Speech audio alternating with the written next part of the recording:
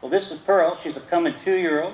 She belongs to my friend, Kathy Grimes, who's a world contender in barrel racing. The horse has been bred for reining and working cow horse. And I'm quite honored that they've asked me to put the start on the horse for them. And they're going to send her off to a world-class reining trainer when she's done here. So all I'm going to do is kind of get the start going on her and try to get her softened up and quieted up and ready for her next phase of life. So it's going to be quite a fun project, and I'm really looking forward to it. She could be kind of a hot little horse, but we had a real good first session yesterday, just about 20 minutes, and just kind of got her started on a couple of little concepts, and we're just going to expand on them today and then build on it each and every day thereafter. She's pretty much an unhandled little horse, and I got after her right there for kind of walking off, turning her butt to me. But we had about 20 minutes with her yesterday. We tried to start to get her to think about coming to us like that. And she kind of seemed to catch on to it fairly good. That's a real good sign that she remembered that. I try to use this little imaginary string to get her to kind of follow along here. And if she, there we go. If she wants to stick with me, I'll kind of leave her alone there. Good girl. Good. Like this, she wants to look up at everybody on the bleacher right there. I kind of like that. I put my hand up and she kind of thought about following it there. And we'll get after her there for taking off on me. Let's reach up here, see if I can't draw her eye to me a little bit. Good girl. Good girl. Just don't run over me. Run this way. Good girl. Good girl. Good. I want her to see my hand has come up and asked her to come. And my hand has dropped down and said, we're done with that. Good girl. Let's see if I can't catch her eye. And encourage her to come. Good girl. All right, so we got that kind of started with her. So one of the first things I like to do is get control of a horse's hip. So when I kind of lower my eye towards that hip, oh yeah. I kind of taught that to her yesterday. But I always start out with the tiniest cue I could possibly give. That'd be just kind of a lowering of the eye. And then I'd escalate by picking this up and swinging and tapping on her if I had to. But first, the tiniest cue I can give her, which is just a lowering of the eye. And you know what I like right there? As soon as I look, see, she started to flex those muscles, and that's where I reward her. That's good. So in slow motion, I'll pull the right there. Now, even if that was accidental, see, she kind of thought about going away from me, didn't she? So I'll just ask her again. I'll point to my left, start to escalate against the shoulder when she leaves. I'm satisfied with that. So I'll point, start to drive her away. Good girl, and I'm satisfied with that. So when I point and then she travels, I'm really, really happy with that. She's never really had any real work done with her. So then when I kind of look down towards that hip, I expect it to swing away. Good girl. You can think about this going to the right now. So when I point to the right and I start, there you go. Good. I'm happy with that. Good. As long as she'll travel, I'll just kind of leave her alone. If she quits, I'll just re-engage and pressure up there.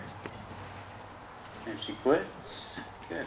She kind of thought about quitting, so I wasn't too quick to correct her. And then right here, I'll just kind of take a look down towards that hip and be really, really satisfied that she responded to that tiny little change in my neck posture. So I'll ask her to go left. Good. Ask for the hip. Good. Ask her to go right. Good. And then ask for the hip. Good. And be happy with that. I'll just send her off to my left. I'll ask for her hip, and then ask for the jaw. Good girl. Let's go ahead and send her this way. Get her to go around a couple of times, quiet like. Good girl. Go ahead and ask for her hip, and ask for her jaw. Good girl. Ask for that jaw. Good. But always give her plenty of warning. What you're asking for here. When I send her, I'll ask for her hip, and I'll ask for her jaw, there. And then I'll ask her again. So today, it's enough that she just tries to sweep those shoulders for me. Good. Good. And tomorrow maybe I'll ask for 2 steps. But today, 1 is enough. Good. Just drag forward. Ask for the hip. Ask for the shoulders. Good girl. Here. So we're going to see if we can't get her to watch for a little backup cue here. So when my hand comes up and I start to wiggle my fingers, right there, she moved a foot, so I rewarded that. So if I pick up and wiggle my fingers and tap on that rope, and right there, if she even thinks about moving, I'll reward. Failure to move, she'll get a little pop under the jaw there. So I'll wiggle my fingers, I'll tap on that rope right there. And we just barely touched base on that yesterday. So she's got really good retention. That's good stuff. So I'll wiggle my fingers, I'll tap on that rope, I'll wiggle that rope, failure to move, and I'll flap her up under the jaws. Now, I never tried flexing her at all yesterday. We'll just kind of see what she does here. So when I pick that rein up kind of in slow motion and just kind of go to the point of contact right there, and I'll just kind of wait for her. And then any sign that she'll want to give to me, there, I just get back. I just get back. Right there. Right there. Right there. Good girl. I'll just pick that up in slow motion right there. And any sign that she wants to try to give to me, I give back. Right there. Right there. Right there. I kind of go keep my rein kind of low, so it's more in line with her jaw. That was great. Release, touch, release, touch, release. I want to give her a full release. I want to give her a full release every time she comes to me so she feels this change from a slack rein to a lifted rein. And then pretty soon, she starts responding to the lifted rein. Good. And this is teaching her to feel. Pick that up, slow motion, touch. Wait for it, there. Any sign she wants to give. So I kind of let her think through the process as opposed to trying to force her to understand. Okay. Now, she never had any real previous groundwork done to her. So I'm just going to see if maybe I can't get her to lower her head here. What I do is I kind of touch right here behind the ears, and I'll squeeze, and I'll squeeze a little harder, then I'll just kind of start to rock her head kind of slow like this. And I'll just kind of watch and feel for her to, she just took her head down about that far.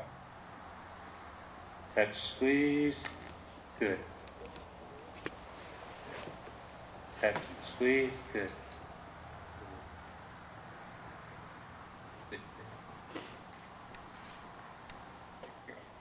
So if I can get her to start listening to and watching for and feeling for tiny little cues.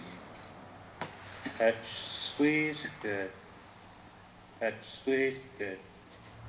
So we're just going to introduce her to vertical flexion here today. I kind of like to touch that knot, lift that knot, put my thumb towards her chest, and just put a little bit of nose pressure on her. And right here, I'll just kind of wait for her. Right, and she just gave me that much.